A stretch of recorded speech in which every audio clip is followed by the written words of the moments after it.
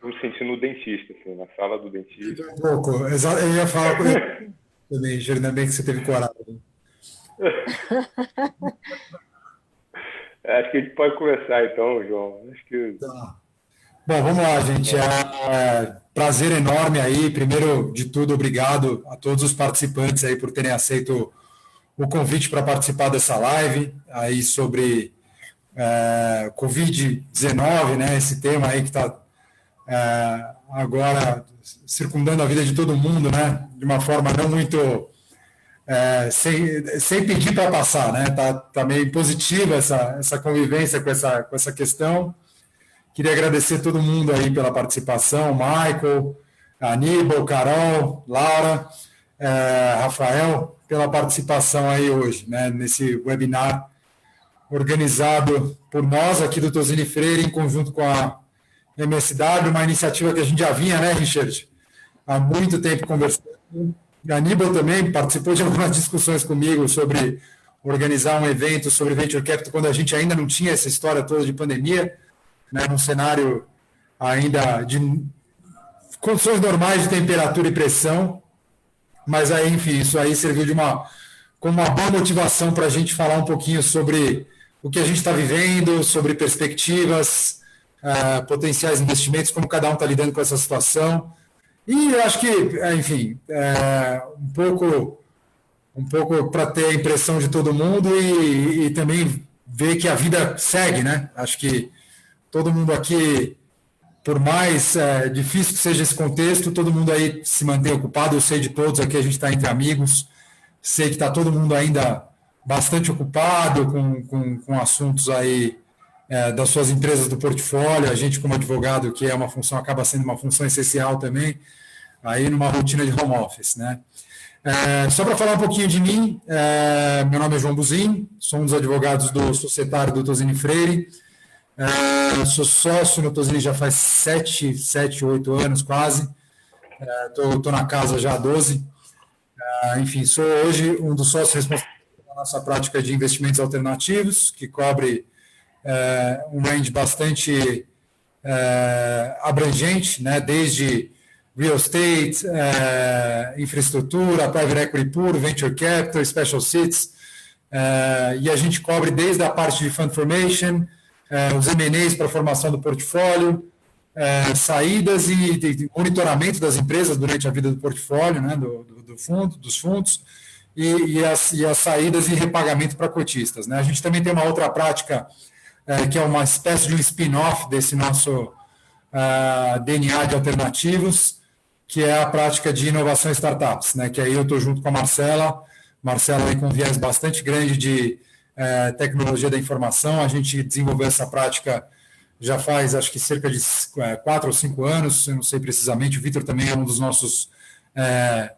das nossas peças-chaves aí nessa iniciativa de inovação em startup. Aliás, a Laura está aqui, a gente participou de todas as rodadas de investimento da Bom para Crédito, que o investimento da Stella, inclusive. Tem, obviamente, o Richard lá na parte de CVC também, que a gente olhou as startups que vocês investiram. Bom, Carol, nem preciso falar.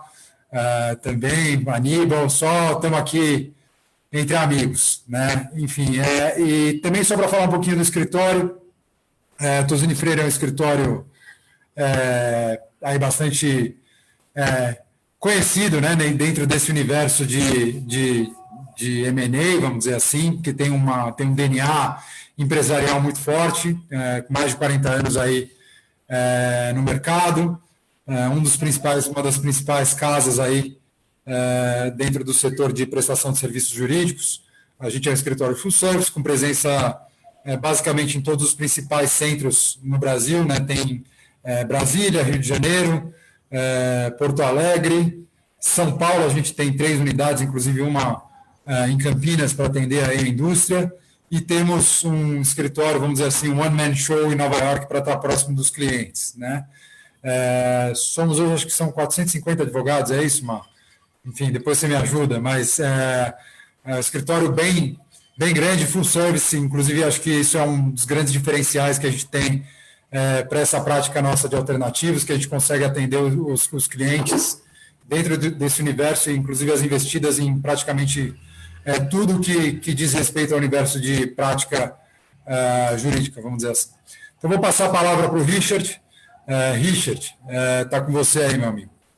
Beleza, obrigado, João. Bom, obrigado a todos por estarem participando. Um prazer imenso aqui. A gente está fazendo essa segunda live. A primeira a gente fez na semana passada com gestores de Corporate Venture Capital. E a gente também se viu na obrigação aí de conversar com gestores de Venture Capital para entender, como o João falou, um pouquinho de como que eles estão percebendo esse momento, né? Então, eu vou deixar a parte de falar da MSW para o Moisés, que é meu sócio, senão vai ficar muito repetitivo. Mas, rapidamente, nós somos uma gestora especializada em multi-corporate venture capital, né? Isso quer dizer que boa parte dos nossos investidores eles são corporações que querem começar a fazer corporate venture ou fortalecer, né, os seus programas de inovação aberta. Então, a gente atua com eles, né? A gente já fez aí mais de 16 investimentos, atuamos nos estágios mais iniciais. Geralmente, a gente é o primeiro investidor institucional das empresas. E acho que o grande diferencial da MSW para as gestoras tradicionais é que a gente tem esse elemento aí de contar com corporações que são os nossos investidores. Mas então, assim, acho que a intenção aqui hoje, de fato, é transmitir, né, para todos vocês, principalmente para os empreendedores, como é que está a cabeça, como é que está a ação dos VCs, né? Esses gestores todos aqui, né, incluindo a Finep, meu amigo Rafael, eu estava fazendo um pouco de conta, se eu posso estar falando besteira, mas a gente está falando aqui, todos juntos já devemos ter feito em torno de mais de 200 investimentos, né? Então, a gente está falando aqui com uma massa bem crítica e relevante do ecossistema brasileiro de investimento de risco, né? E eu participo de um grupo de WhatsApp que tem aí mais de 250 também investidores, e que os debates têm sido assim muito calorosos, muito intensos, né? E é uma pena porque o conteúdo ele é muito bom, que é debatido ali, mas a gente não consegue compartilhar. Então, assim, a intenção de fazer esse live aqui também, essa live foi de justamente poder trazer para vocês, empreendedores, principalmente, diretamente dos gestores de venture capital, de como que está, como é que eles estão atuando. Então, sem me atrasar muito aqui, a gente vai ter, então, uma apresentação muito rápida de cada gestor, para contar um pouquinho de si e da sua empresa. Na sequência, a gente vai fazer um início aqui de conversa com algumas perguntas que a gente já tinha planejado, e depois a gente vai abrir para o público. Então, eu peço para vocês que estão aí nos assistindo que, por favor, usem a ferramenta de Q&A aqui do Zoom, para a gente ir fazendo a curadoria das perguntas e endereçando, à medida do possível, a gente vai tentar responder todas. Eu queria pedir também que vocês se sintam em casa, fiquem à vontade. Isso aqui, a ideia é que seja um bate-papo informal, e espero que seja prazeroso aí para todo mundo. Então, para começar, eu vou primeiro passar a palavra para a Laura, que foi a primeira convidada que eu chamei aqui, e que é uma mulher. E aí a dinâmica aqui de se apresentar, a Laura depois ela passa para um outro gestor, né? E aí depois a gente, quando todos os gestores falarem, a gente entra nas perguntas. Então, Laura, por favor. Só uma questão técnica, vocês me ouvem com ruído de fundo, não? Ou estão ouvindo bem? Não, te ouço bem. Tá ótimo. Só porque eu tive um feedback aqui do meu querido amigo Vitor, que estava com ruído, mas resolvido. Tá bem. Não, tá um pouquinho de barulhinho só, acho que é isso que ele quis dizer, mas dá para ouvir bem, vamos ficar tranquilo. Tá ótimo. Bom, gente, prazer, obrigada pelo convite, é ótimo estar aqui com todo mundo. Vou ser breve para a gente poder começar a conversar sobre o que interessa, né? Eu sou cofundadora da Astela. A Astela é uma gestora de venture capital. Nossa entrada é depois do seed, quando as empresas estão aí faturando ao redor de 200 a 250 mil reais de recorrência. A gente faz seed série A como primeiro ticket e depois acompanha até a série B. A Astela foi fundada pelo Edson e por mim lá atrás, em 2008. A gente já estamos indo para o nosso quarto veículo, até tem algumas coisas aqui que a gente vai discutir do que é fundraising nessa época e etc. Então, vou deixar a emoção para depois. A gente tem hoje em carteira 13 investimentos e já fizemos mais de 30 investimentos ao todo. Somos um fundo, uma gestora bastante seletiva, na verdade, ao longo desses mais de 10 anos, e a gente, o Journey 1, fizemos o ciclo completo de investimento e desinvestimento. Estamos agora no momento de desinvestimento das empresas do Journey 2, acabando o período de investimento do Journey 3 e vamos começar o Journey 4, que é esse que a gente está aí terminando o fundraising. Então, essa é a história nossa. Não temos nenhum foco setorial, temos focos em bons empreendedores e times bacanas. Então, essa é a nossa história, rapidamente. Bom, eu tenho que passar. Então, olha, eu vou passar para o próximo que está na janelinha do meu lado, que é o Michael Nicholas. Foi o critério, para não dar briga. Vai lá, Michael. Obrigado, Laura. Obrigado, Richard e João e toda a galera da Tozini e as pessoas, os meus colegas também, gestores e as pessoas que estão participando pelo vídeo. Meu nome é Michael Nicholas, eu sou sócio da Valor Capital. Nós temos um fundo norte-americano, assim, baseado em Nova York, mas com uma presença forte aqui no Brasil. Para falar a verdade, somos o fundo de venture capital mais ativo norte-americano na América Latina, então são mais de 50 investimentos através de 3 veículos. A gente foca em early stage, que para a gente vai desde o seed stage até o Series B, com o maior foco no Series A. Nós não temos um foco essencial, né, em termos de setor, mas como grande parte dos gestores hoje em dia, a gente foca em fintech, saúde, educação, logística e mobilidade, onde encontra grande parte dos nossos investimentos. A gente é um fundo cross-border, então, desses 50 investimentos, 38 são aqui no Brasil e os restantes nos Estados Unidos. Então, apesar que nossa tese é quase 100% Brasil, a gente investe em empresas fora do Brasil e ajuda elas a virem para o Brasil também.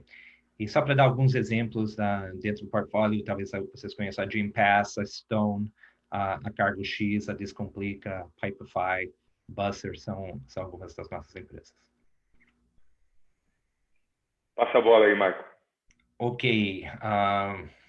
Na sequência, quem que seria o próximo? Moisés, você vai falar? Cumprimento aqui com o prazer aqui estar nessa live, contar um pouquinho da nossa história e compartilhar o momento que a gente está vivendo no nosso programa de investimentos. A MSW, ela nasceu após uma história longa em educação para executivos e também em assessoria de M&A. Faz 5 anos que nós estamos no negócio de investimentos e o nosso foco ele é muito a nossa prioridade. A gente investe muito nas pessoas, quase como uma continuidade do nosso processo de entender que a relação, o sucesso do investimento vai se basear em quem é o empresário, quem conduz isso.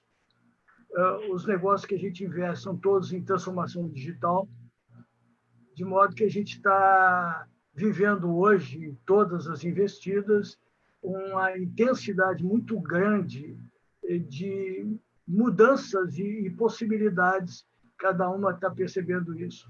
A nossa vida é muito conectada a cada uma das investidas, e o Richard fala que a gente se sente como uma família,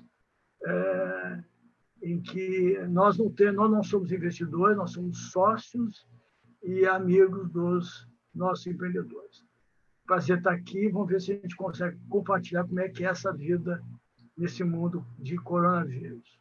Muito obrigado. Eu passo para o Rafael. Obrigado, Moisés. Quero agradecer também o convite para participar dessa live. Acho que, como muitos já colocaram, acho que é um momento importante para a gente compartilhar um pouco de informação com todos. Eu também, assim como o Richard, participo de alguns grupos de investidores e já vinha ficando preocupado com o fato da informação estar transitando muito dentro desses grupos fechados, né? Acho que é importante a gente ter esses momentos para debate. Eu sou superintendente da área de empreendedorismo e investimentos da FINEP. Eu estou um pouco nas duas pontas, né? A FINEP é a Agência Brasileira de Inovação. Então, dentre vários instrumentos para apoio à inovação, um deles são as ações para investimento e empreendedorismo. Eu sou responsável por essas ações. E lá a gente está nas duas pontas, na ponta do LP e do GP, né? O Richard tem mais contato com a gente, talvez faça essa referência a gente como, né, como gestor, mas porque tem mais contato com a gente no âmbito do FINEP Startup, onde a gente exerce mais esse papel de gestão. Mas a gente hoje é LP em 25 fundos, é investidor em 25 fundos. Tem 600... Ou seja, a estatística de 200, ela nem passa perto. Se contar os LP, os investimentos... A gente tem 180 empresas hoje em carteira nesses 25 fundos. Ao todo foram 245 empresas investidas. Foram 33 fundos no total, 8 já estão totalmente desinvestidos. Então, fundos hoje rodando, a gente tem 25, 180 empresas em carteira. A gente tem 19 investimentos feitos diretamente pelo FINEP Startup, que é um pré-series A que a gente faz de 1 milhão. Agora 1 milhão e 200, né, nas próximas rodadas. Já tem 19 totalmente investidas. A gente está rodando o programa a todo vapor. A gente está aprovando mais 4 investimentos hoje, inclusive. Já tem mais 2 também para liberação ser feita que já foram aprovados em diretoria. Então, a carteira está indo para 25 ainda nessa semana. E tem mais 12 operações em análise jurídica. Então, esse ano, a expectativa é que a carteira chegue a aproximadamente 40 startups, 37, né? Startups investidas diretamente. Acho que esse é um pouco o panorama geral. Passa a bola aí, Rafa. Vou passar aqui para quem está mais próximo de mim na ordem, que é o Aníbal. Eu queria ser o último, mas bom, eu acho, vocês estão falando, eu acho que eu falo outro idioma. Eu sou do mundo mais de private equity, também falo espanhol. Eu represento, eu sou um dos sócios de uma firma chamada GF Capital, que ela sí tiene un foco temático que básicamente sustainability y resource efficiency. Un poco esa eso se divide en 4 verticales en nuestra cabeza, mas nós investimos un poco un estágio más avanzado que você. Quizás compramos cosas de você. Acho que quizás en este momento comprar cosas de você, porque antes vocês vendían muy caro. Mas la firma comenzó, bueno, somos filhos de una firma que comenzó hace unos 25 años. Nós hicimos un spin-out, management buyout, 6 socios en 2017. Yo soy uno de los socios. Entonces, son 2 socios aquí no Brasil, 2 socios na Índia, 2 socios en Estados Unidos. Y olhamos essa geografia. Temos un programa dedicado para Brasil. Ahí tenemos boas experiências aí com algumas aventuras com João, como amigo e como inimigo. Deixa aproveitar, faço uma propaganda para você, o melhor custo-benefício que entre os advogados de São Paulo. Eu sei que tem outros advogados aqui escutando-me, mas espero que não fiquem com inveja. Mas esse um pouco, somos um time 7 pessoas, basadas em São Paulo. O ano passado fizemos 2 investimentos importantes e até agradeço ter esses investimentos. Um foi feito em dezembro e outro foi feito quase no minuto 35 da prorrogação, não, 45 da prorrogação. Foi em fevereiro 7 aí que vendimos para um estratégico. Nosso programa aqui tem mais ou menos uns entre 150 a 200 milhões de dólares. Basicamente, nossos serviços são family offices. Tentamos fazer algo com vocês, FINEP, no passado, mas acho que não, eu gostava mais de filhos menores. Então, um pouco essa história. Estou aqui para falar menos e para aprender mais desse idioma que falam vocês e tentar ver se compro algo. Pô, legal, Aníbal. Então, ó, todo mundo já sabe onde que vai levar os investidos aí do portfólio para bater na porta do Aníbal aí depois. Então, acho que por último, aí pedir para a Carolina contar um pouquinho de você. Né? Eu vou ser rápida. Enfim, meu nome é Carolina Strobel, eu sou sócia da Redpoint Ventures, que é um fundo brasileiro, que representa 2 fundos do Vale do Silício aqui no Brasil. Eu trabalho com Venture Capital já há muitos anos, sou advogada de formação, Aníbal, mas não uma advogada assim, com um custo-benefício tão bom quanto o João. Mas só trabalhei muito com o João no Tozini, na época da Intel Capital. Então, fui diretora jurídica deles para a América Latina durante muitos anos. E aí resolvi me recompor como advogada e entrar para a linha de frente de batalha e ser diretora de inovação de uma empresa de varejo, que é a Restock. E foi muito divertido, acho que aprendi muito com relação à parte comercial, negocial. Foi realmente tão bom que eu decidi que eu não queria mais ser vista como advogada, que eu queria começar a trabalhar com Venture Capital novamente e queria entrar na Redpoint. E tive a sorte de encontrar esse time maravilhoso da Redpoint, que forma uma família, são poucas pessoas, nós temos umas 15 pessoas trabalhando na Redpoint. Nosso foco são as startups de tecnologia, então é a indústria que a gente trabalha. A gente trabalha com Seed, Série A, Série B, Série A, Entrada, Valor, Astela, são nossas co-investidoras aí frequentes. A gente tem Gympass, tem Rappi, tem Creditas, Antecipa, Mediação Online, que é uma que está interessante agora nesse momento, a Vitude, que é de psicologia também, de terapia online, muito interessante. Enfim, é um grupo que faz investimentos já há uns 6, 7 anos no Brasil.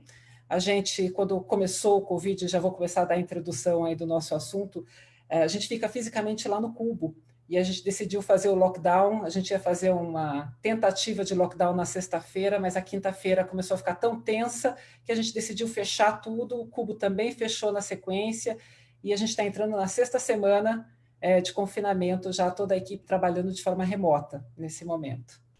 Então, o nosso foco agora a gente está trabalhando num ritmo bastante intenso, diferentemente do que as pessoas imaginam. Esse é o momento que a gente mais trabalha, que é o momento que os nossos founders, as nossas empresas de portfólio, precisam tomar decisões importantes, urgentes, sobre contratos, obrigações, jornada de trabalho, financiamento, enfim, modelos de negócios. É o momento que os gestores precisam ter acesso a esses diferentes cenários e diferentes perspectivas para tomar decisão. Então, a gente está se dedicando muito ao portfólio que a gente tem hoje de empresas para tentar ajudar todo mundo e fazer com que todas saiam vitoriosas aí depois dessa crise. Vai ser um prazer conversar com vocês hoje aqui. Excelente, muito bom. Acho que ficou para mim a primeira pergunta.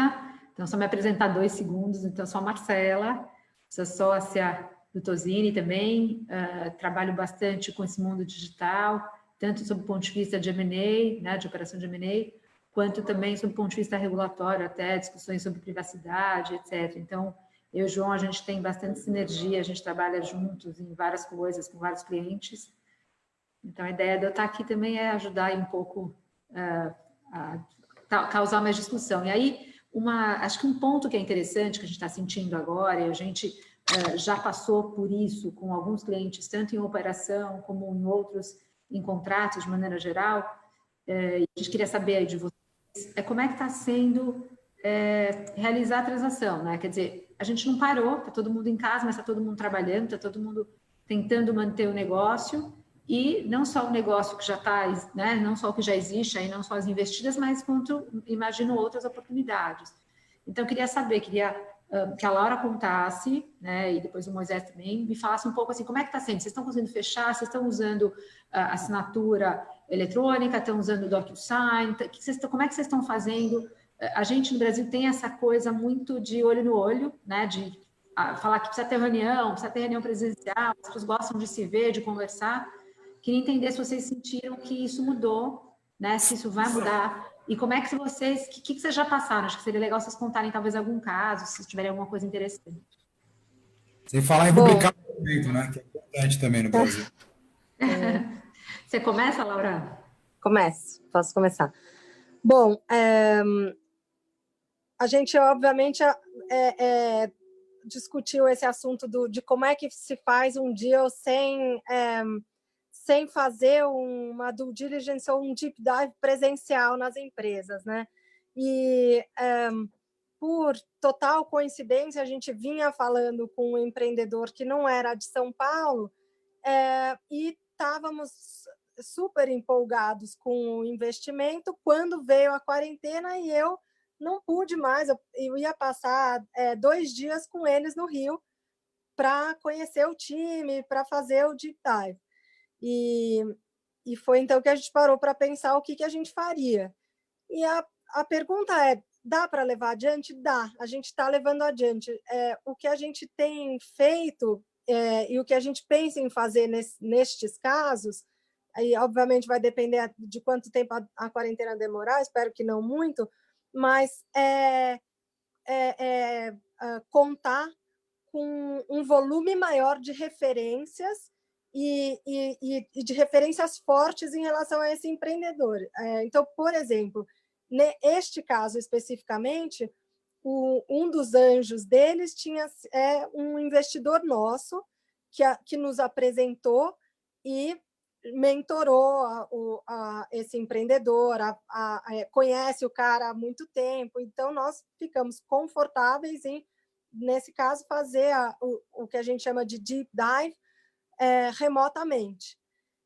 Então, para esses momentos, o que a gente combinou dentro das telas é que dá para manter, né, as conversas remotas e por Zoom, mas se for para fechar o investimento, a gente vai contar com um arcabouço de referências das pessoas do nosso network com mais intensidade e mais volume de referências do que a gente costumava pedir antes. Então, para a gente foi o que pensamos aqui do nosso lado para driblar a quarentena.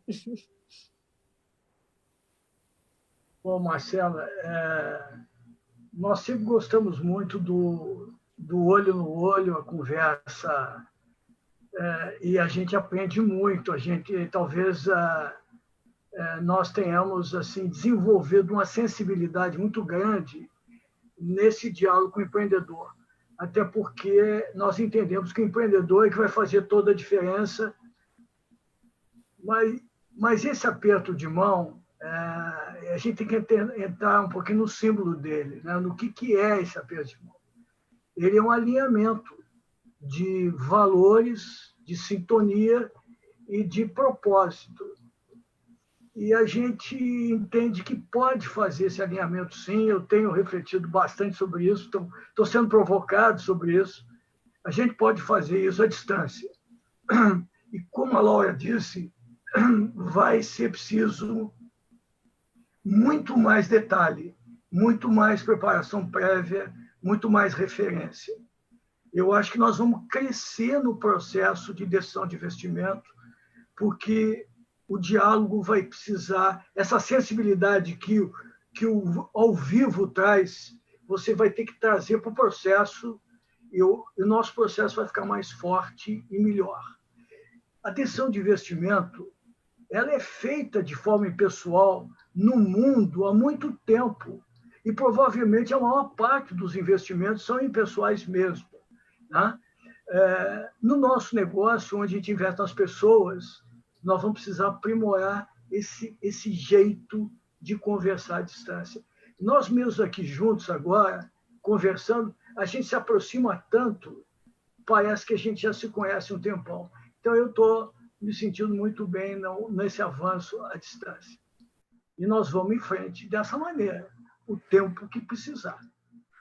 E talvez nunca volte mais ao pessoal. Né? Eu acho que tem essa questão, né? Será que a gente vai, com essa lição aí desse home office, acabar mudando um pouco? Porque o brasileiro tem essa vontade de encontrar, mas eu acho que a gente tá vendo aqui que funciona tão bem sem encontrar, pode ser tão prático, e de fato essa coisa de usar assinatura eletrônica funciona super bem, é rápido, é prático, do ponto de vista jurídico, isso tem valor. Então a gente tem recomendado bastante para os clientes, a gente já viu bem significativos de valores de operações bem grandes, tanto como simples, e está funcionando super bem. Tá? Eu tive um fechamento ontem, só para colocar, eu não posso contar nem o santo nem o milagre, mas ontem a gente fez um fechamento via Teams, e com DocuSign, etc., com circulação de pagamentos. Aliás, nunca vi uma TED confirmar tão rápido, viu? Foi impressionante, assim, o fechamento de ontem que a gente fez de uma operação. Só para incrementar um pouquinho, uma coisa que é interessante, assim, tem em Venture Capital, a gente sempre fala, ou tem um histórico, que os investimentos sempre foram feitos, assim, numa distância de um dia de jornada do gestor, né? Pelo menos essa é a mitologia do Vale do Silício, né? Então, os gestores gostam de ter uma certa proximidade com as investidas, tanto para manter o contato, mas também é uma rede. Acho que isso também criou assim, esse núcleo inicial no Vale do Silício. Hoje em dia, assim, eu acho que temos mais flexibilidade. Nós nunca fizemos um deal completamente remoto, então, assim, vai ser um learning curve para a gente agora. Já acabamos de fechar alguns deals, mas eles já estavam bem encaminhados. Eu acho que para as empresas, assim, um Series B, a gente sempre fala que early stage é tanto ou mais arte do que ciência. Então, o seed stage é muito ter um entendimento da visão do empreendedor. Quem que é essa pessoa? Como que eles são gestores que têm uma capacidade de resiliência, de conseguirem ver o problema por múltiplos ângulos e conseguirem se adaptar com as novas circunstâncias, né? Já num Series B, assim, a coisa já está bem mais madura, mais estabelecida. A gente consegue olhar custo de aquisição de usuário, lifetime value, tem muitas mais métricas. Então, acho que fica um pouquinho mais fácil fazer isso à distância. Então, acho que a gente vai sentir falta no early stage, especificamente Seed A, de não ter esse contato mais próximo. Eu acho que o pitch à distância fica mais difícil, né? O primeiro pitch, assim, da empresa fica mais complexo. Essa questão mais documental, acho que sempre foi muito natural para o Venture Capital, mesmo para a Private Equity, esse DocuSign, sempre, assim, há muitos anos a gente já usa e é tranquilo. Mas realmente... Os dias da ideia, né, Carol? Mas até lembrando aqui que a Stella e a Redpoint têm um investimento conjunto na ClickSign, agora a Fluxia, que é um investimento do fundo 2, e acho que é do fundo anterior também da Redpoint, que é uma empresa de assinatura e fluxo eletrônico de documentação. Então, a gente já está bastante escolado a fechar tudo eletrônico e deixar mais tempo para o contato com o empreendedor ao vivo para as outras coisas.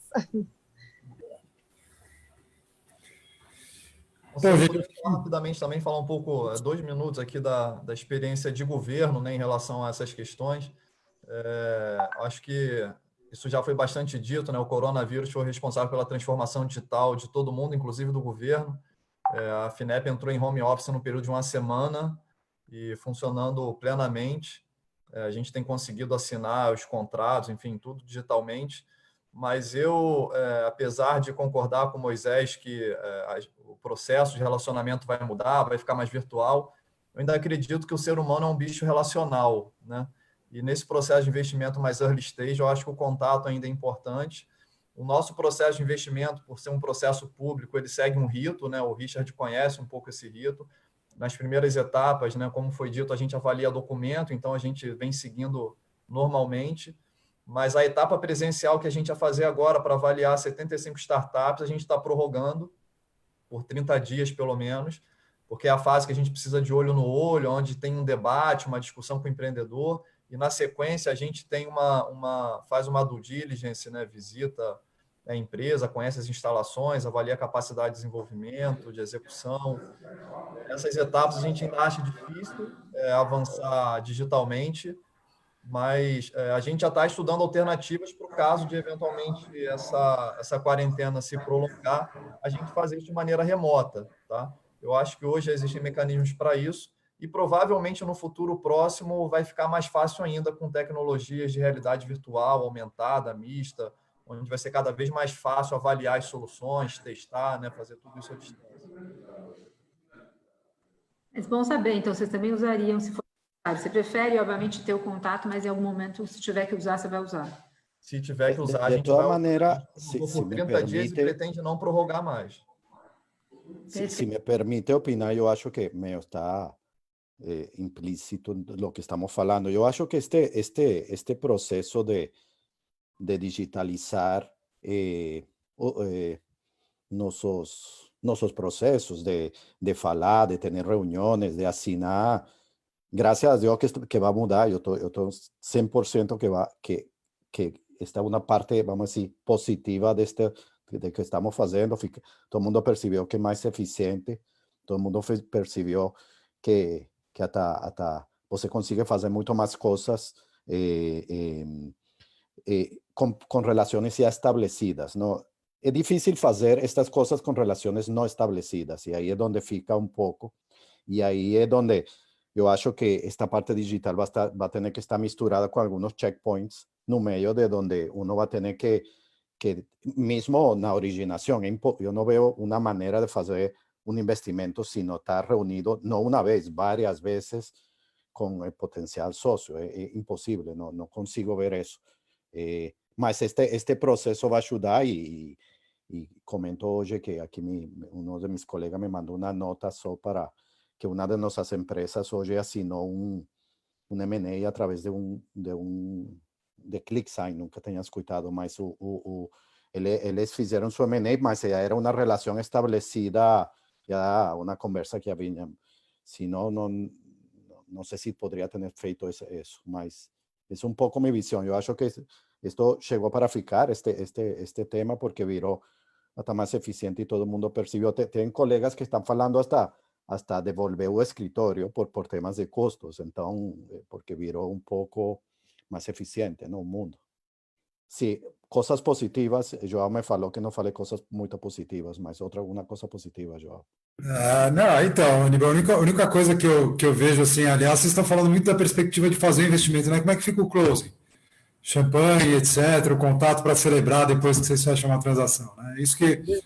Happy hour virtual, João. Mas vamos não colocar... Eu quero colocar uma perspectiva, porque pareciera como se o mundo já virou outra coisa. Eu acho que, outra vez, usando meu optimismo, João, desculpa, que você não sempre reclama. Eu acho que isto, lo bom e lo ruim de uma crise, lo bom é que sempre passa. E eu sei que estamos vivendo em um mundo com muita ansiedade, muita preocupação, com muita gente com muito problema, mas a crise vai passar 2 meses, 3 meses, 4 meses, e vamos ter que acostumar-nos a lo que aprendimos nestes 4 meses e lo que teníamos no passado. É uma reflexão que todos temos que ter. Não podemos só focar no que está acontecendo no present moment. Good thing, bad thing, Aníbal. Ô, João, eu queria fortalecer um pouquinho da onde eu estou vindo. A minha geração talvez seja a geração que tem a maior dificuldade de fazer essa transição de um tete-a-tete para uma coisa digital. E a crise me colocou conversando com muita gente por dia na forma digital. E algumas pessoas que eu nunca tinha conversado antes. Eu comecei a perceber que isso é possível. É possível até fazer uma amizade digital. Até desenvolver empatia, né? Dependendo como a conversa anda. Então, a pergunta da Marcela disse, peraí, é possível? É possível, Marcela. Não é fácil. Ninguém diz que é fácil, mas é possível. E como diz o Aníbal, é muito mais eficiente. Vamos ver como é que está. Agora, a gente pode ter uma recaída da manhã e está todo mundo se abraçando. Pessoal, vamos mudar de assunto, porque tem mais coisa para perguntar, né? Vamos lá. Vamos lá. E, olhando um pouquinho da perspectiva do portfólio, né? Acho que a gente falou bastante aqui de situações de investimento, etc. Queria saber um pouquinho, acho que uma situação que acho que é uma das grandes perguntas que todo mundo tem é como é que ficam as empresas do portfólio, né? Como é que elas estão reagindo a esse momento?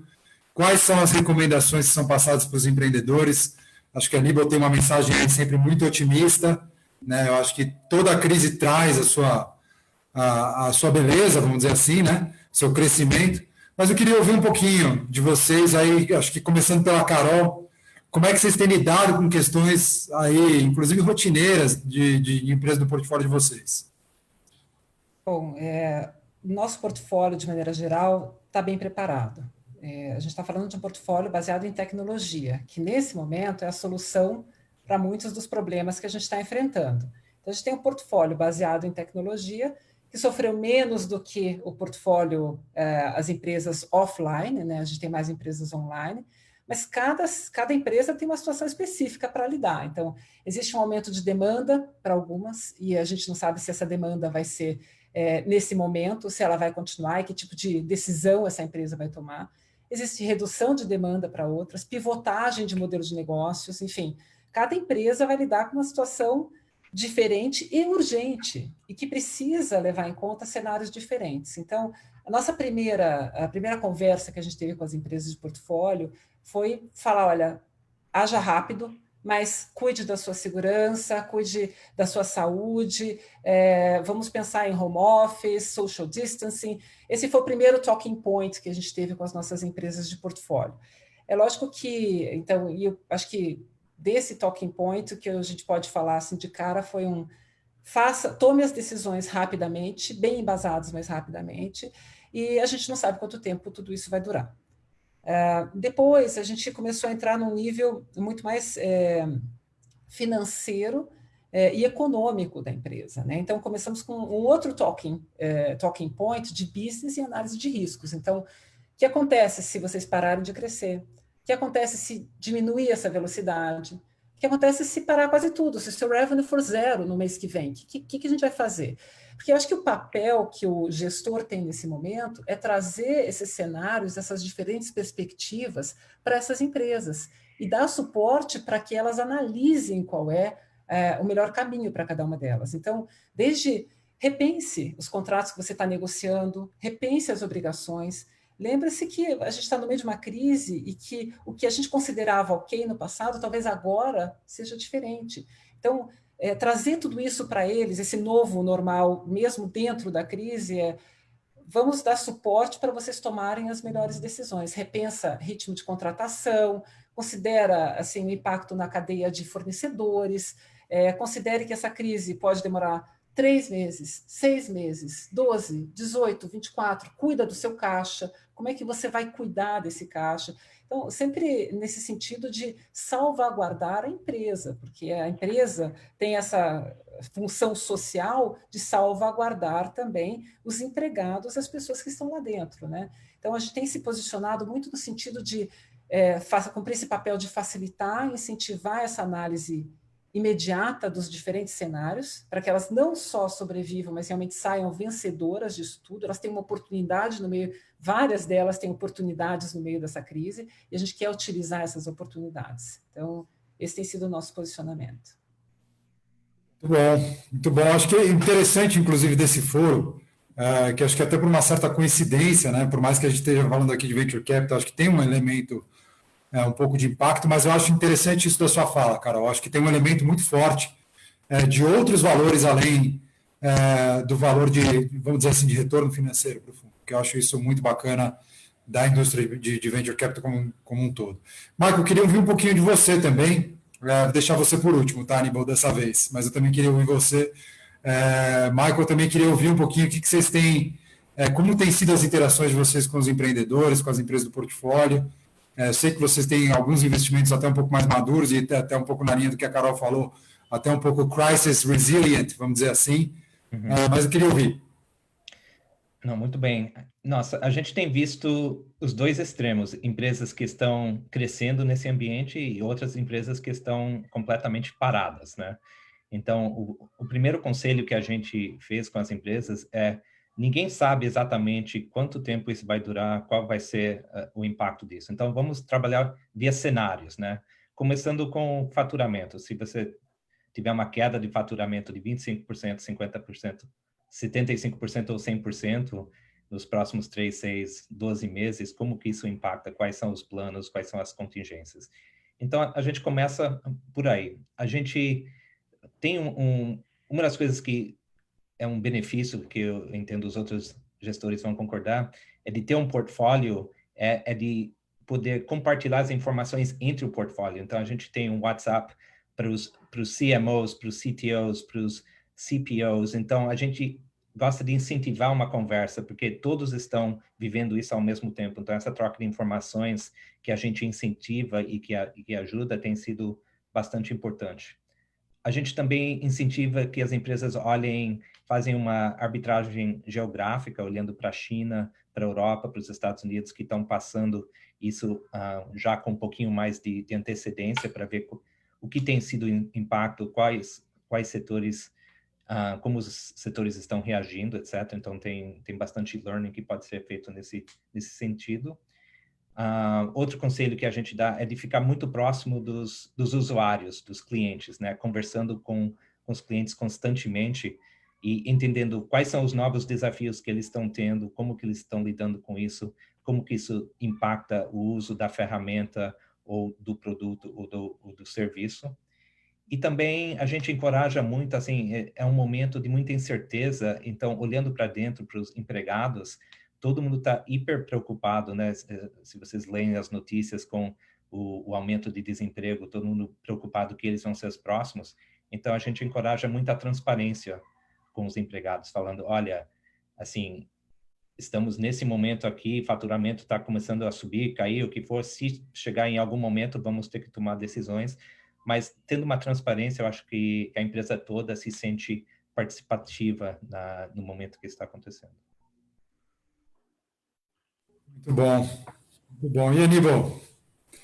Good thing, bad thing, who knows, né? Acho que... Obrigado.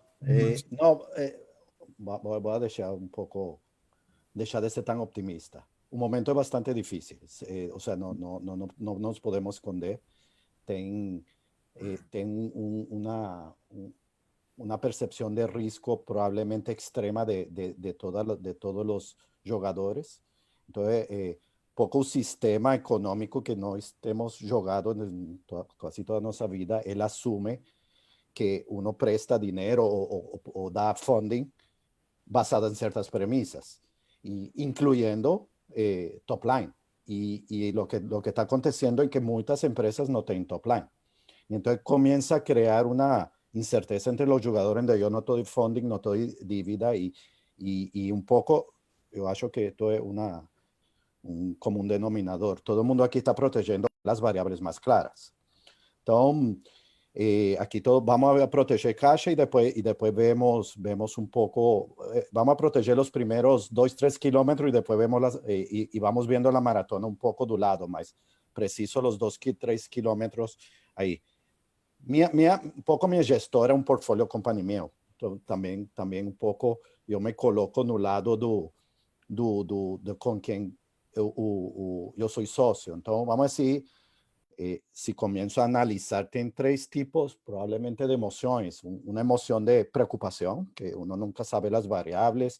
Tem gente que tem que ajudar, já seja ele esteve como líder ou ele esteve como suporte, já não seja empregado, sócio, qualquer stakeholder, família. Depois tem uma parte de optimismo, isso vai passar e essa não se preocupe e tal, mas não pode ser um optimismo como você, João, pode referir. É que sim, tem que ser optimismo trabalhado, não pode ser um optimismo, oh, Deus me vai ajudar, ou seja, não funciona. Embora eu acredito em Deus, não sei se todo mundo acredita em Deus, mas eu acredito em Deus, mas eu tenho que ajudar a Deus, não? Então eu tenho que prover esse suporte, eu ligo a todos, provavelmente muito a todos mis stakeholders, todo el día, todos los días, porque eles precisam esse suporte, isso independente de das coisas um pouco, vamos a falar do plano de que passa com os empregados, que passa com você, se você vai crescer, é um pouco, quizás a coisa óbvia em estes momentos, é um pouco esse suporte até emocional que eles precisam e nós precisamos, um pouco esse é um pouco minha reflexão.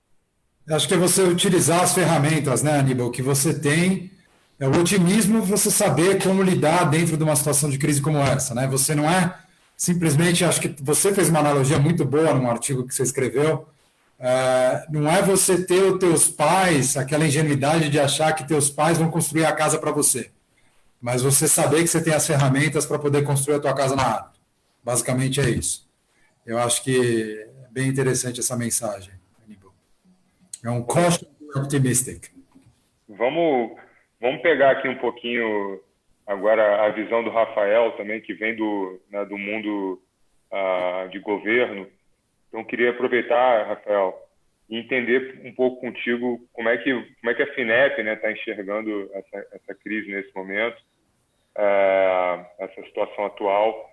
E lembrando que o programa da FINEP Startup ele andava em paralelo aí com o investimento anjo também. Então, a gente está falando de um momento da jornada do empreendedor que, infelizmente, vai ser bastante impactado, né? Então, seria legal a gente... né? Richard, só quero fazer um disclaimer. Estou tomando água, que me vi aqui no vídeo. Não sei se dá... É água. Sim. Tá bom. Sim. Não é água. Eu só usou a garrafa da água. Então, Rafa, só para a gente entender como é que está a perspectiva aí da FINEP. Então, tem algum programa... como é que está o FINEP Startup? Tem algum programa que vocês pretendem lançar? Pegar um pouquinho da tua perspectiva. Bom, só para fazer o disclaimer também, que daqui a pouco vai dar 6 horas, aí dá para virar, não precisa ser só água, né? Pode entrar na fase, como a Carolina falou, do happy hour mesmo. Aí não tem problema. Bom, a FINEP, vou falar um pouco da atuação de maneira geral, tá, Richard? Não só da atuação de investimentos. Assim. Tá ótimo. Como é uma agência que financia inovação, enfim, a gente sabe que o tema é fundamental para o combate a esse momento, né? Para a gente lidar com os desafios que estão impostos também nesse momento. A FINEP lançou algumas ações, lançou um edital com a FAPESP para apoiar a empresa desenvolvendo kits e respiradores, lançou uma linha de crédito subsidiada com taxa de TJLP mais meio, né, 600 milhões de linha de crédito para as empresas nesse momento, e lançou mais um edital também para desenvolvimento de EPI, de recursos não reembolsáveis, né, mais 5 milhões também para esses desenvolvimentos. Na área de investimentos, que a gente tem feito acelerado a nossa atuação em vez de interromper, né? Então, a gente está rodando 3 editais de apoio a empreendedores nesse momento. O edital que eu falei um pouco, né, mais cedo entre a gente, que é o edital de mulheres empreendedoras, que oferece uma aceleração e mais um prêmio de R$100 mil para startups lideradas por mulheres. A gente está rodando a 5ª rodada do FINEP Startup de investimentos. A gente roda 2 rodadas por ano. Cada rodada tem um ciclo de aproximadamente 6 meses, né? A gente tem tentado, e isso é importante falar, né, superar as burocracias internas, né? Você imagina se vocês já têm dificuldade, enfim, de fazer essa migração do real para o virtual, você imagina uma instituição pública. A gente tem conseguido fazer isso bastante bem. A gente tem conseguido avançar com os investimentos. E do ponto de vista do nosso portfólio, a gente tem olhado bem de perto para as startups que estão na carteira, tem feito um esforço para entender a dinâmica da evolução do negócio e principalmente da necessidade de caixa dessas empresas. Lembrando que, assim como vocês, a gente pega talvez um estágio um pouco mais inicial, né? Empresas que estão numa fase ainda que queimam muito caixa, estão numa fase ali pré-scale-up, né? Então, é um momento delicado quando você passa por uma ruptura tão grande como a gente está passando, por um momento econômico tão delicado. Então, a gente tem recebido muito feedback de contratos e negociações sendo interrompidos, nível de inadimplência aumentando. Isso tudo gera um impacto direto sobre o caixa das empresas que a gente monitora. Por sorte, a gente ainda não havia liberado o investimento total realizado nessas empresas. A gente normalmente faz os investimentos em tranches, a gente está tentando viabilizar, ou pelo menos estudar o melhor momento para viabilizar a realização das tranches adicionais para tentar dar fôlego de caixa para essas empresas. E, como todo mundo falou também, tentado orientar a que as empresas tomem medidas para que passem com um pouco mais de tranquilidade por essa fase, né? Eu acho que esse é um momento difícil, tem que pensar em redução de custo, mas o barco tem que continuar sendo tocado, né? Então, boa parte das empresas continuam intensificando as suas ações de comercialização, Então, ainda que os investimentos em marketing tenham sido reduzidos, os esforços de desenvolvimento de leads, de prospects, continuam sendo desenvolvidos. Muitas empresas avançando em desenvolvimentos que estavam programados para acontecer mais a longo prazo. Então, nesse momento em que a atividade comercial está mais lenta, muitas empresas avançando nesses desenvolvimentos e muitas também aproveitando um pouco da ociosidade de tempo em função da redução da atividade para arrumar a casa, de fato, né? Melhorar processos, questões de governança, enfim. Então, a gente tem, você perguntou, né, o que a gente tem feito, além das ações gerais de apoio para o combate ao Covid de maneira geral, a gente tem acompanhado o portfólio de maneira mais próxima, tem estudado alternativas para dar fôlego de caixa e tem tentado dar continuidade, acelerar o processo de investimentos para não parar o programa. Excelente, pô. Excelente. Muito, muito bom ouvir isso. Pessoal, boa tarde, boa noite já agora, nesse exato minuto, né? Boa noite. Acho que é a primeira vez que eu falo, então vou me apresentar rapidamente também. Sou o Vitor, trabalho no Tosini Freire com o João, com a Marcela. Assim como a Carolina, também sou advogado que fui um pouco mais para a parte de inovação, né? Eu estou lá no escritório cuidando do nosso programa de inovação, que trabalha de uma maneira interdisciplinar, trazendo as discussões que envolvem empreendedorismo, tecnologia e startups. Enfim, então, esse é um pouquinho de uma apresentação rápida. E também aproveitar, só para puxar o gancho, parabenizar o Rafael aí, né, que foi nomeado esses dias aí como membro lá da comissão lá do governo federal para acompanhamento das iniciativas de startups, né? A gente esteve trabalhando junto na época do Marco, né? Foi um trabalho muito, muito legal. E essa semana eu vi que o nome dele estava lá, a gente não teve a oportunidade de conversar antes, aproveito para dar meus parabéns publicamente aqui.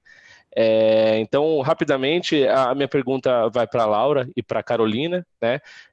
Sobre como que está sendo a interação, o diálogo, a relação de vocês com os LPs dos fundos, né? Se está tendo alguma dificuldade, se vai ter, qual que é a perspectiva de vocês sobre isso? Bom, posso começar aqui a contar um pouquinho? A gente ainda está fazendo chamadas do Journey 3, que é o fundo que a gente está acabando o período de investimento, mas fica ainda um montante reservado para follow-ons. Então, temos cotistas do fundo 3 ainda em fase de chamada e agora estamos em fase de fundraising e oficialização da documentação do fundo 4. Quando teve a crise, tiveram reações diferentes entre quem já era cotista nosso e quem não era. Quem já era cotista tinha uma preocupação muito grande em entender como é que seriam as chamadas daqui para frente, porque claramente era um momento para as famílias e family offices de balancear as carteiras, dadas as perdas nos mercados líquidos. Então, esse foi o primeiro momento. Como é que vai ser o que o Journey 3 vai precisar de comprometimento ou de integralização dos cotistas para que eles pudessem se programar nesse rebalanceamento. Como o Venture Capital ainda para esses cotistas é uma participação ainda muito pequena no portfólio, nós não vimos preocupação deles em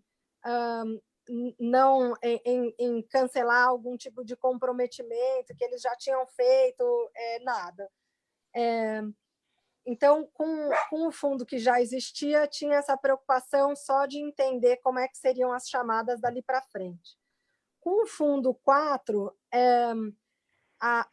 vários cotistas não só eram novos, o relacionamento novo com a Astela, como também era o debut em Venture Capital. Então, tinham algumas questões importantes para eles entenderem. Primeiro, era, de fato, qual que seria a cadência de investimentos e principalmente, uma preocupação para este ano, porque até o final do ano existe ainda uma sensação de que uma boa parte do que se perdeu no mercado de ações pode vir a ser recuperado até dezembro. Então, um entendimento muito claro nosso do quanto seria chamado para que eles pudessem se programar e alocar nos ativos mais líquidos.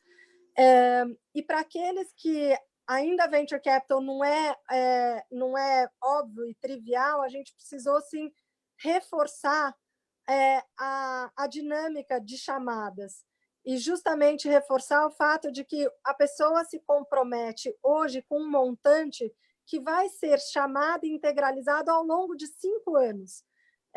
Então, obviamente, o montante que eles precisariam alocar nos fundos durante esse ano é uma parte pequena. E isso, para alguns, não estavam muito claros. Para outro, então, assim, a maior parte manteve o comprometimento depois desse primeiro entendimento. Alguns preferiram diminuir num primeiro momento e entender o que aconteceria, mas foi a minoria.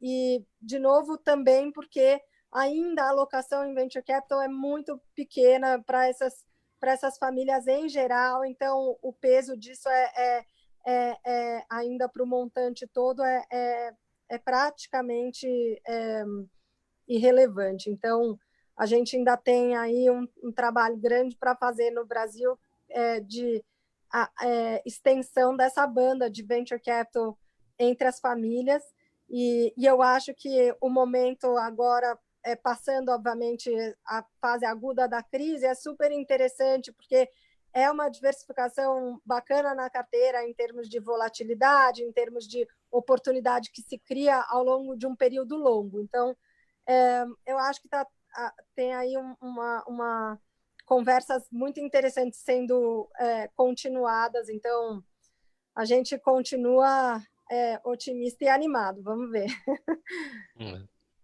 Carolina, você tem alguma consideração a respeito?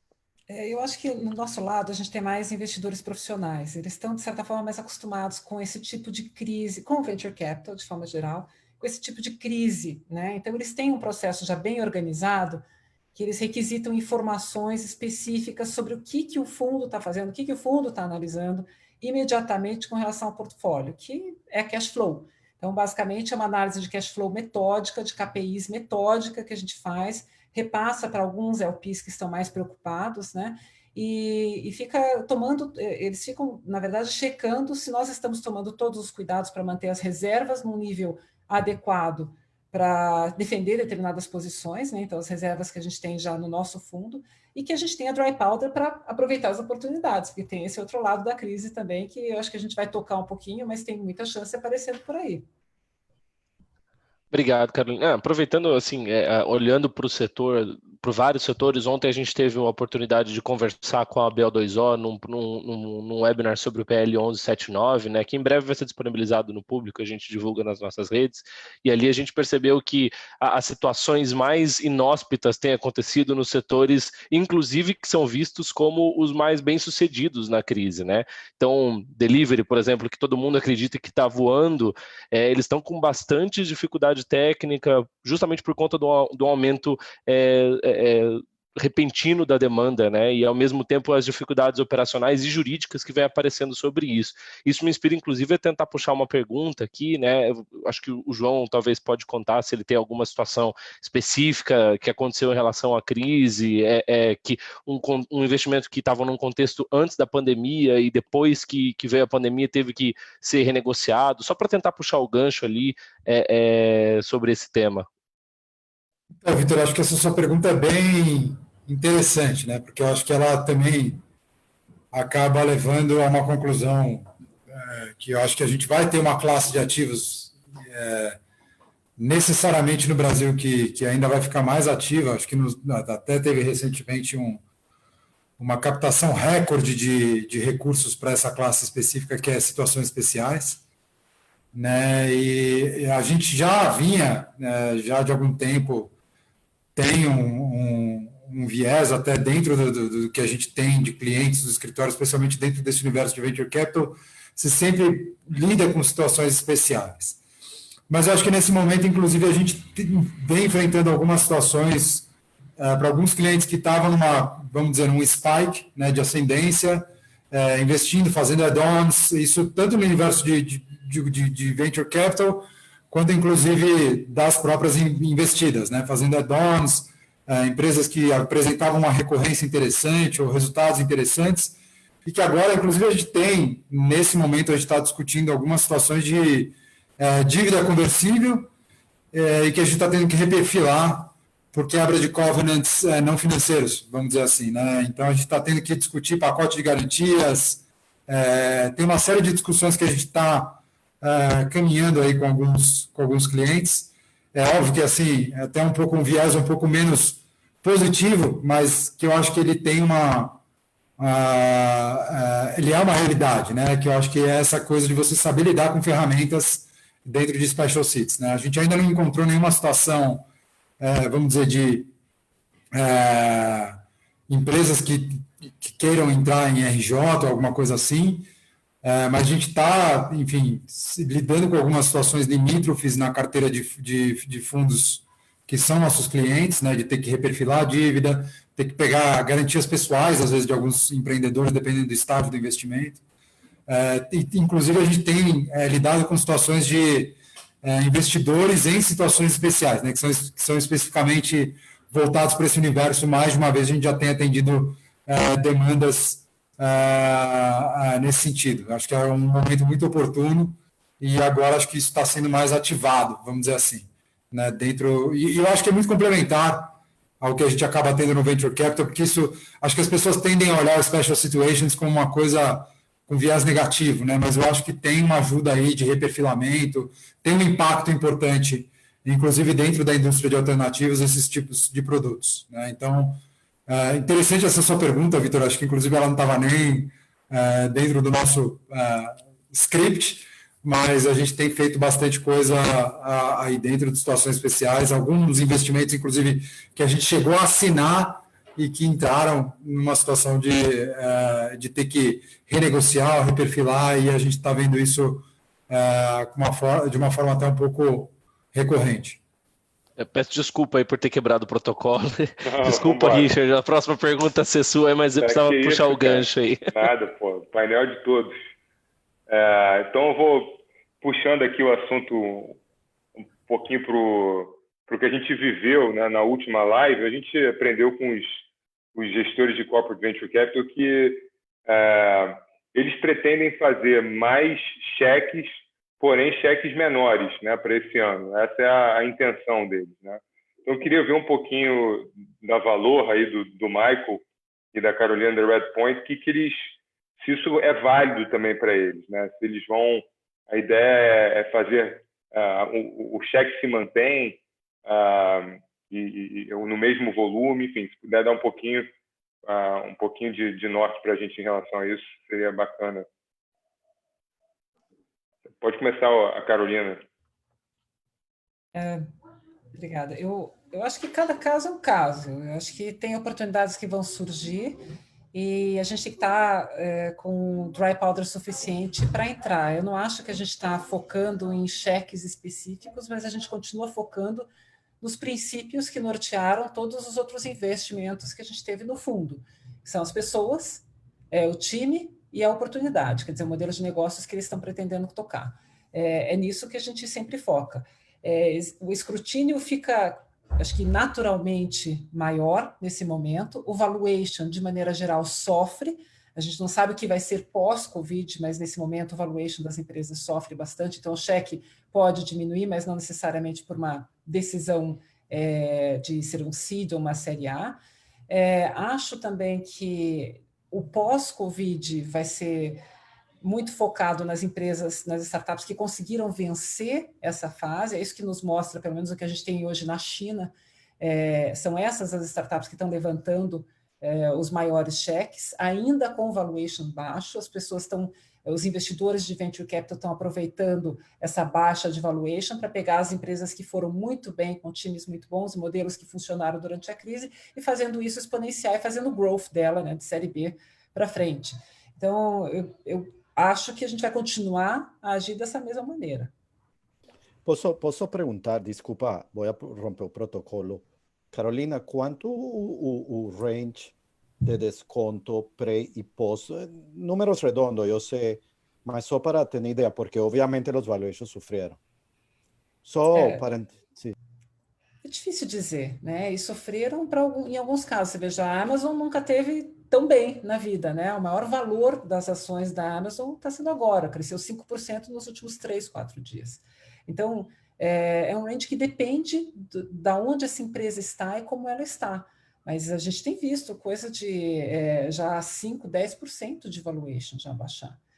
Ainda está muito cedo para dizer, porque agora a gente está muito sobre o impacto de tudo. Então, as pessoas que estão realmente precisando de capital estão um pouco no desespero, então vão tentando outras coisas, tenta a FINEP, tenta a BNDES, tenta outras linhas, e vai tentando o investimento mais, entre aspas, barato, para eles se financiarem até chegar, e equity entra nessa também, né? Conta um pouquinho para a gente, Michael, como é que está na Valor, como é que... Falando desse último ponto, assim, nosso primeiro fundo no Brasil foi vintage 2014 e acabamos de levantar 2 fundos agora em 2019, o fundo 3, que faz a mesma sequência, e um Opportunity Fund para fazer investimentos B e C. E a gente estava fazendo um benchmark nos pre-monies desses 2 fundos, e assim, os valuations subiram em média 25%, 30% desde aquela época, com currency adjusted. Então, é normal que vai ter uma variação, e acho que isso depende muito do mercado mesmo. Acho que tem vários gestores que estão bem capitalizados, assim, que captaram recentemente, a Kazek, a Monax, a Redpoint, entre outros. Então, tem dry powder no mercado.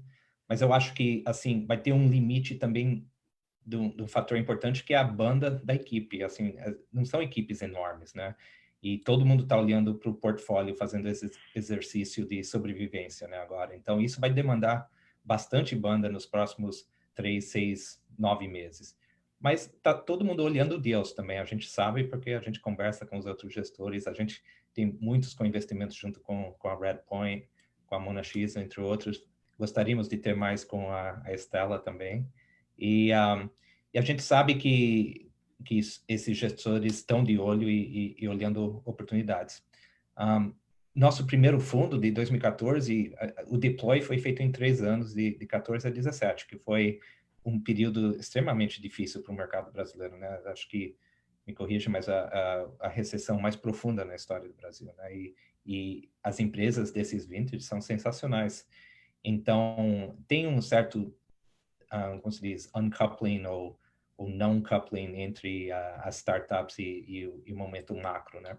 Mas dessa vez também pode ser um pouquinho diferente, porque o grau de impacto que isso pode ter, a gente não tem visto, pelo menos na minha vida, né? Eu vi um pouquinho, vi 2008, vi 2001, mas esse também está prometendo a ser bastante pesado. Né? Qualquer uma das empresas... Quem conhecia o Zoom há um mês atrás? Um monte de gente nem conhecia Zoom, né? Agora... Tem gente que está investindo no Zoom errado, né, Marcela? São 2 Zoom nos Estados Unidos, eles pararam de vender porque o pessoal estava investindo na Zoom errada. É verdade, mas assim, é interessante. Eu vou confessar para vocês que a gente está no escritório, por exemplo, usando já algum tempo antes mesmo de tudo isso o Microsoft Teams, e eu nem estava nem aí, aquilo estava lá no meu computador, eu não estava nem ligando. Hoje eu sou mestre já no Microsoft Teams, porque isso aí realmente passou a ser algo que a gente precisa, né, usar o tempo inteiro. Então, eu queria entender de vocês aí, quem quiser comentar um pouco, mas assim, tem alguma indústria que vocês acham que vai sobressair nessa crise? Tem algo que realmente vocês estão pensando mais, poxa, eu acho que vou mudar um pouco minha tese, vou focar mais nessa área, vou deixar de olhar aquilo? Tem alguma coisa que está mudando nesse aspecto para vocês?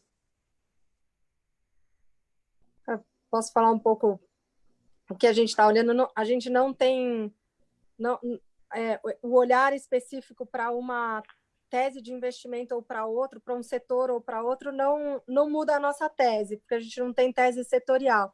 Mas o que a gente está vendo que vai ter uma transformação muito grande é no setor de educação e setor de saúde. Educação, por conta de que existia um monte de receios das escolas de adoção de tecnologia e ainda processos muito arcaicos, até com adultos, o que não teria grandes motivos para medo, né, para receio. A gente está vendo que isso acaba quebrando o tabu com a necessidade que o Covid está trazendo da educação à distância. Então, esse é um setor que a gente acha que vai crescer muito as soluções, tanto para as escolas quanto para as universidades. Em termos de disrupção, eu acho que as universidades têm um risco maior de terem que se reorganizar de uma forma mais rápida.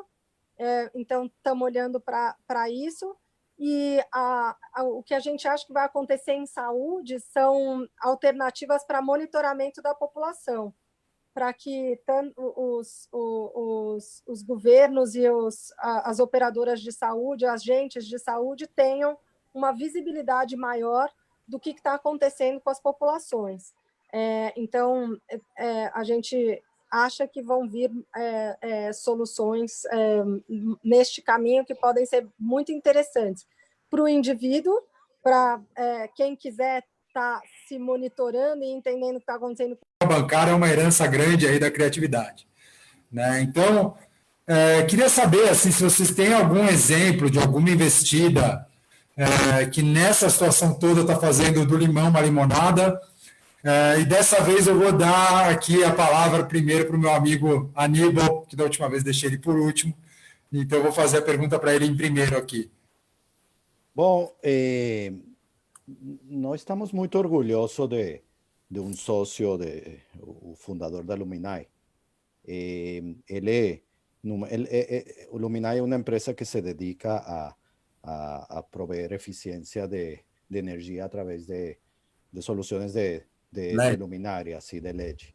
E ela tem crescido muito, e o principal vertical deles é a área de supermercados, de food services. E isso tem crescido muito, mas entre isso eles aproveitaram e um pouco fazendo um pouco ajuda aos clientes e criando algum tipo de impacto social e marketing. Eles trouxeram uma máquina e eles começaram a fabricar máscara. Esto é fazendo o empresário fazendo isto, uma decisão overnight, vou fazer, e agora está fazendo máscaras para os clientes, ajudando a los clientes. Tive até uma entrevista em canal de televisão, não vou falar o nome, porque não sei se vira político o tema, mas ele começa a inovar. Tenho muitos exemplos, mas exemplos desde redução de custo, mas queria mencionar o André, porque me pareció que além de la parte romántica de ayudar, también crea un poco un alineamiento, una relación más sólida con los clientes, ¿no? Entonces, ese es un poco, y yo fico hasta inspirado por este tipo de cosas. Tenemos otra empresa, Joao, você conhece bem, que foi parte do portfólio até fevereiro, que está agora fazendo hospitais modulares, que ela estava dedicada um pouco para fazer casas quase que normais, e agora está fazendo isto e está tendo um awareness gigante. Então, parabéns aos brasileiros, parabéns nós brasileiros por essa inovação, porque eu virei brasileiro tem uns meses, não? Podemos falar, Aníbal, é a Tec Verde que está fazendo a construção modular do hospital de Boi-Mirim, junto com a Ambev. E acho que vai ser operado pelo Einstein. Sim. O Caio, o Lucas. Sim, Caio, vai falar, posso falar horas sobre Caio pelo inspirador e empresário que é, mas deixo a los demais falar.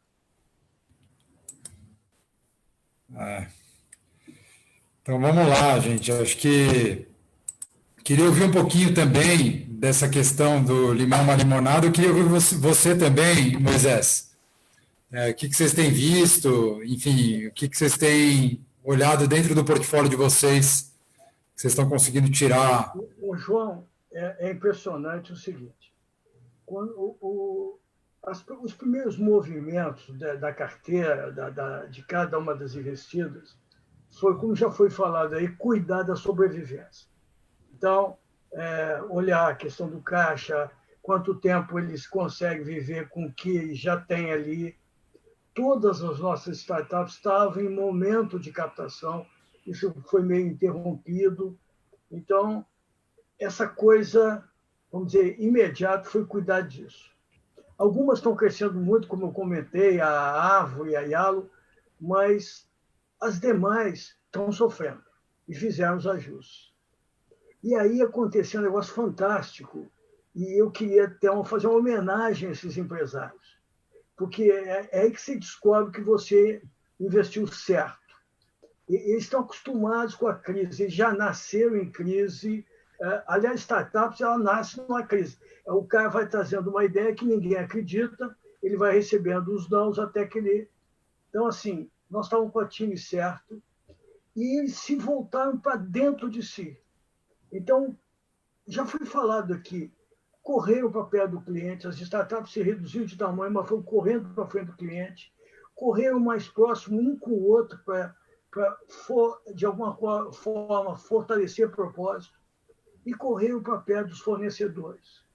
Então, hoje eu estou enxergando assim, risk sharing na cadeia de fornecedores, que vai permitir coisas que não tinham sido pensadas antes, estão sendo ousadas agora, porque tem todo esse espaço para esse diálogo novo.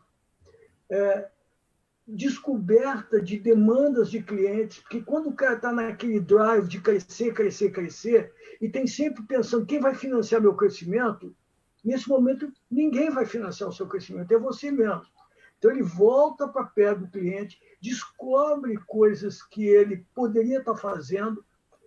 Duas startups estão quase descobrindo um novo mercado para elas. Eu não estou nem autorizado de contar cada detalhe, estão se lançando.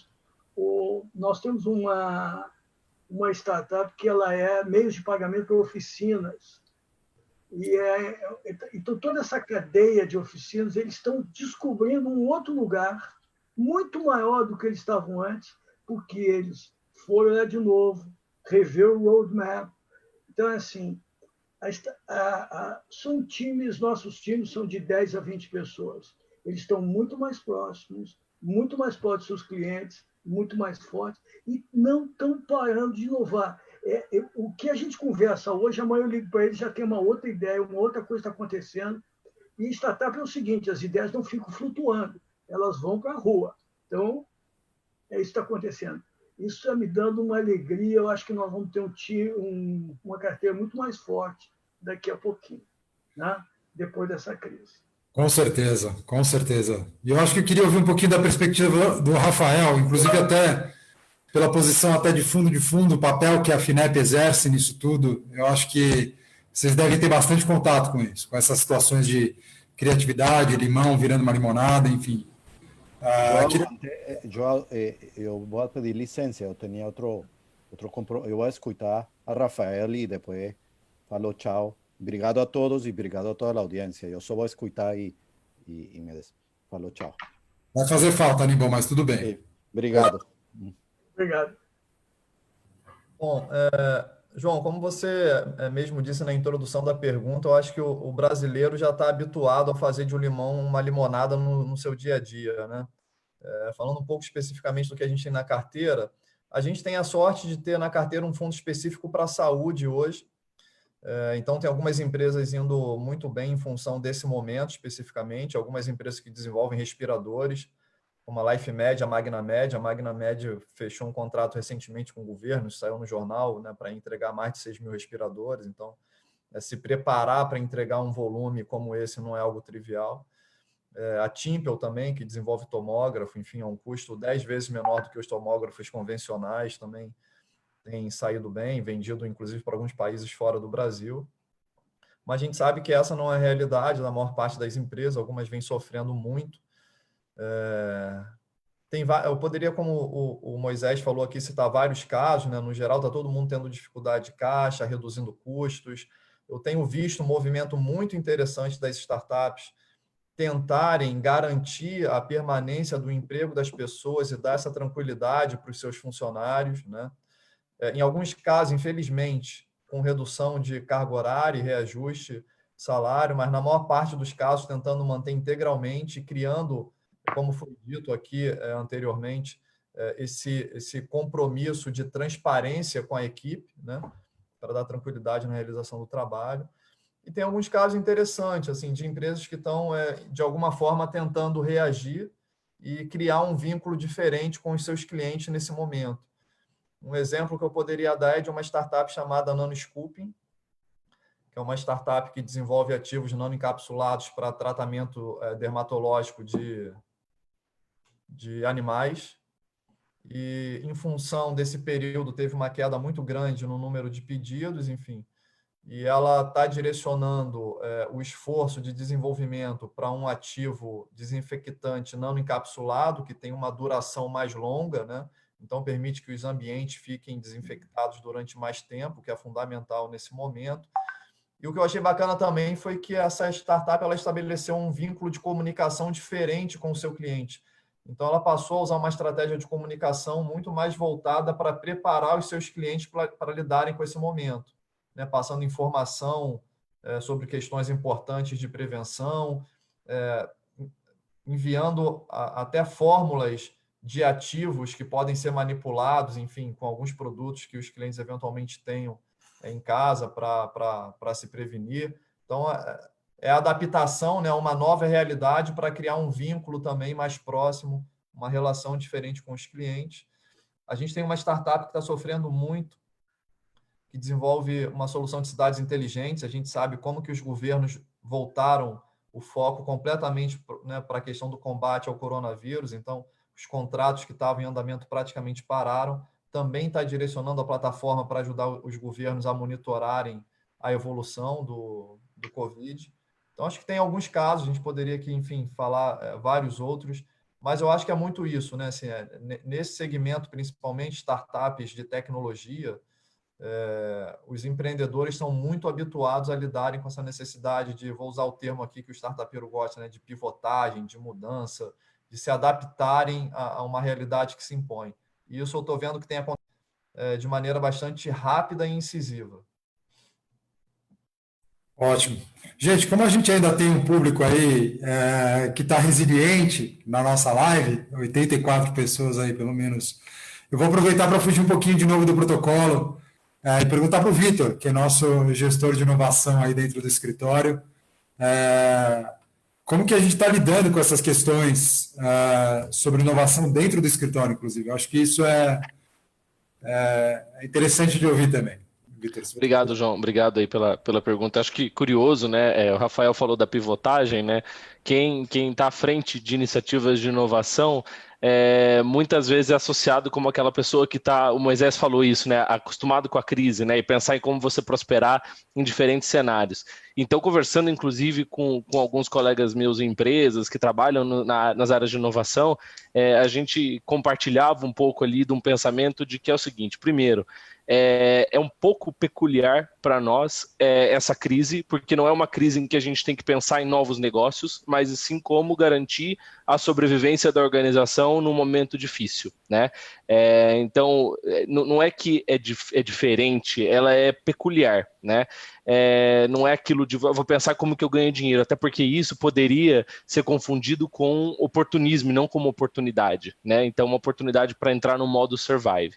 E isso eu tenho visto em várias empresas em áreas de inovação e tal. E, além disso, como que eu trago aquela noção que também é típica das startups, além da pivotagem, de propósito, né? Como que eu trabalho para não só garantir a minha sobrevivência, mas também contribuir para que a crise passe com menos danos, né? Então, esse pensamento tem sido meio que uniforme entre profissionais de inovação nas mais diversas organizações, né? Desde em startups, até mesmo em grandes empresas, que têm ali seus programas de inovação, e tem muito também do que a gente tem tentado fazer no escritório. Estou destacando aqui algumas iniciativas nossas. Primeiro, a Marcela citou do Teams, né? A gente foi full home office em 2 dias, 3 dias, a gente já estava completamente trabalhando de casa, utilizando as ferramentas colaborativas que a gente já tinha implementado há algum tempo, mas dessa vez o uso foi para 100%. Acho que todas as equipes do escritório hoje, jurídicas e administrativas, já estão utilizando as ferramentas colaborativas para garantir uma uniformidade nos atendimentos, a entrega do trabalho com o nível de excelência que ele merece, né?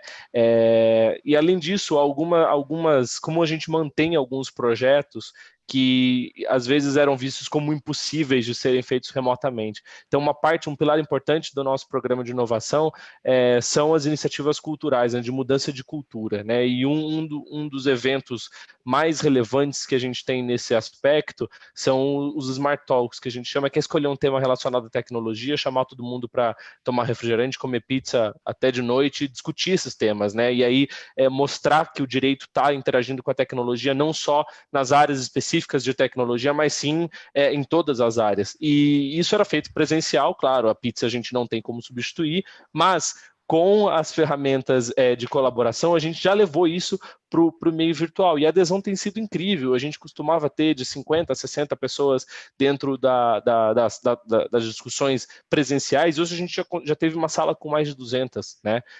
Recentemente teve uma, amanhã tem outra. Então a gente tem tido uma adesão incrível em relação a isso. E por fim, uma outra coisa que eu gostaria de destacar, João, não me alongando muito, é tentar pensar no nosso maior ativo, né? Que são o nosso conhecimento jurídico. Então, como é que a gente leva para o nosso cliente o conteúdo jurídico de uma forma diferente e, além de tudo, como é que a gente coloca propósito nisso, né? Então, com base nessas premissas, a gente tem organizado uma série de boletins que estão disponíveis gratuitamente em nosso site sobre Covid-19 e seus impactos jurídicos e, além disso, incentivado que os nossos profissionais participem em lives, em webinars e contribuam com conteúdo.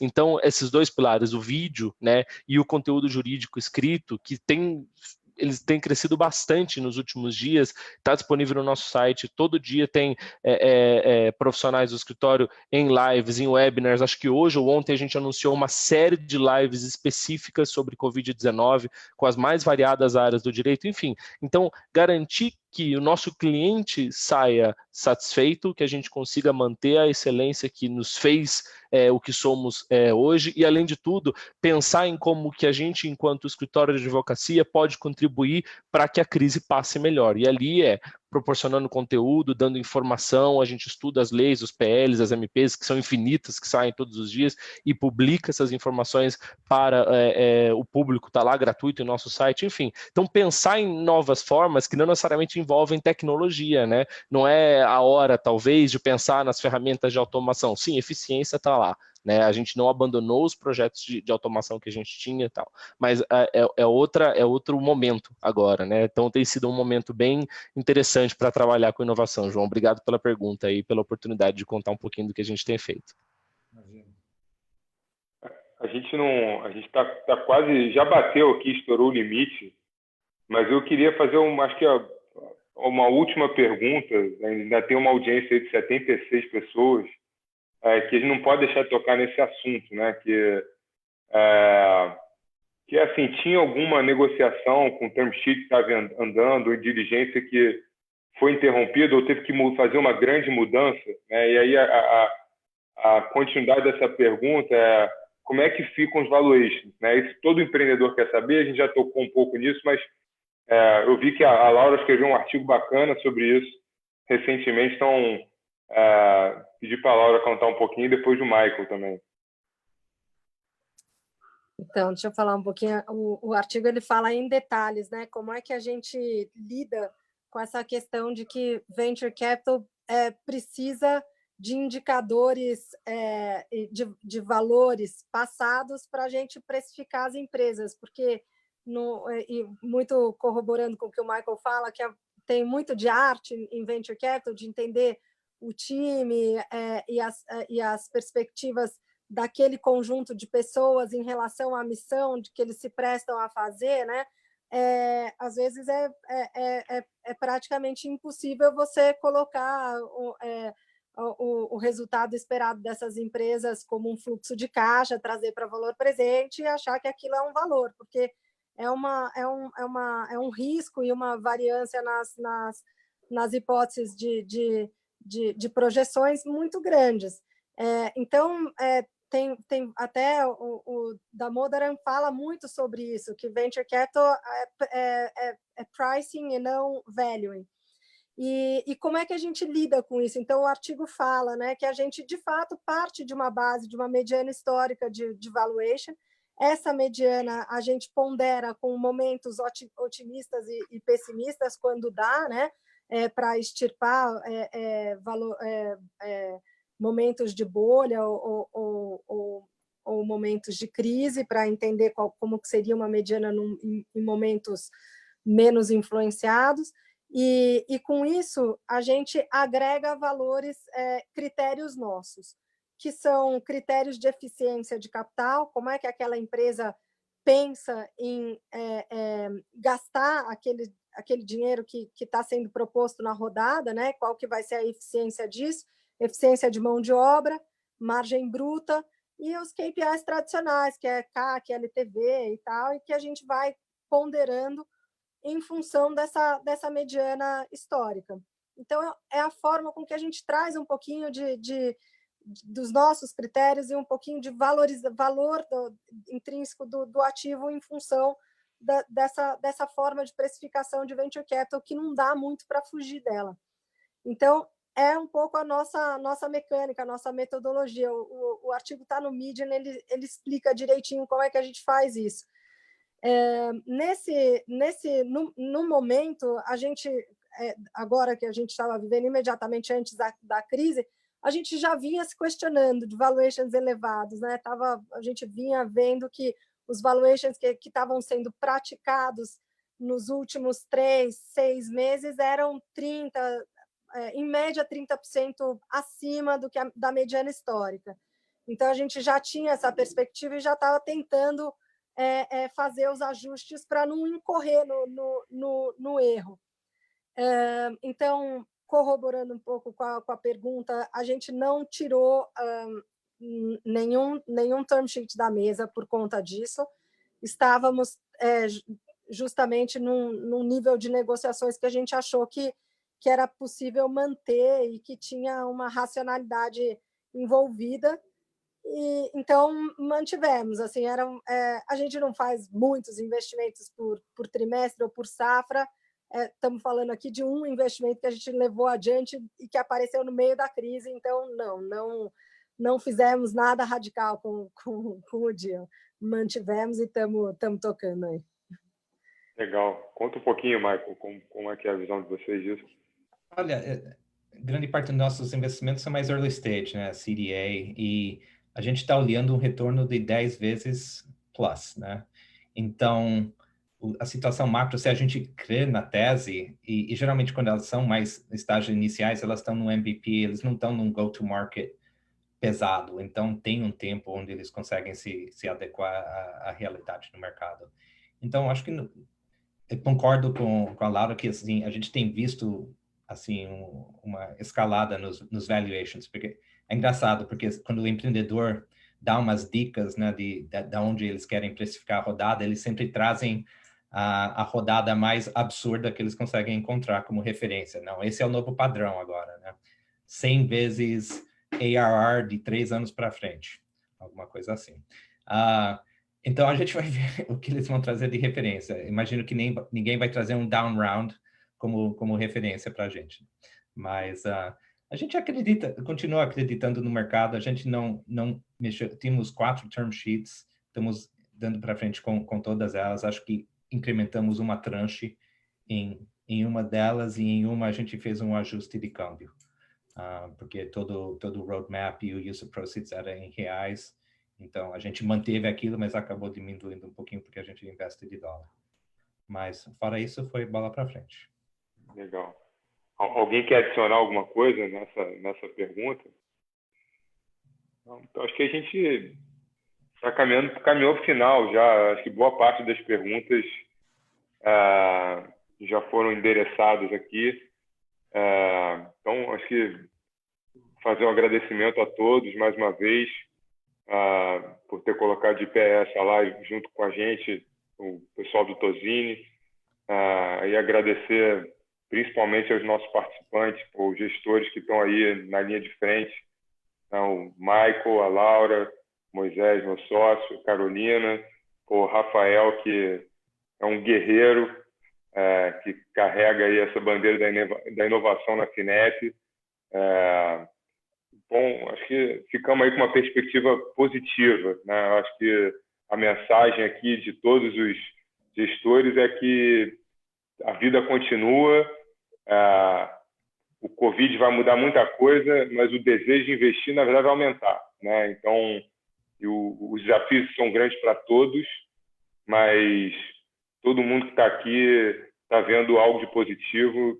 Então, se você que é empreendedor também, a gente tem muito empreendedor, eu sempre olho para o empreendedor, cara, não desiste, bota o teu business plan de pé, bota o teu negócio de pé e vai atrás de cliente e vai atrás de investidor, porque Os tempos são difíceis, está difícil para todo mundo, mas todo mundo vai superar isso, né? Então, passar a última palavra aí para o João, ou para mais alguém que quiser falar antes da gente se despedir.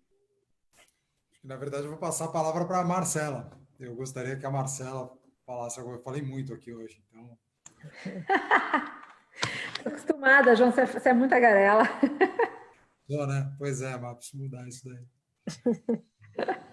Não, acho que o que a gente, de novo, é agradecer todo mundo. Acho que para mim, para o João, acho que para o público, com certeza, a gente aprendeu um monte com vocês.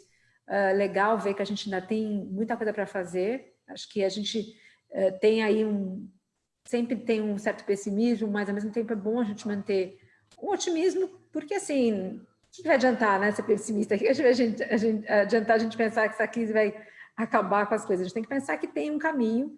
Eu acho que o brasileiro ele sempre consegue fazer do limão a limonada, como a gente já falou, e sinto que nesse momento a gente está vendo um monte disso, né? Então, para a gente é um prazer discutir com vocês. E vamos lá, vamos ver se o mercado sobreviver e acontecer aí mesmo nesse momento. Foi? Valeu. Obrigado, pessoal. Obrigado, João. gente. Obrigada. Obrigada a vocês. todos. Obrigada pelo Até mais. convite. Foi um prazer, gente. Tchau, Excelente tchau. prazer. Tchau. Obrigado, sucesso e saúde para todo mundo. Saúde para todo mundo e a gente Para todos lá. Saúde, com certeza. Obrigado a todo mundo que aguentou até agora esperando a gente, né? Tchau, pessoal. Boa noite. Um abraço. Boa noite para todos. Tchau, boa noite. Valeu.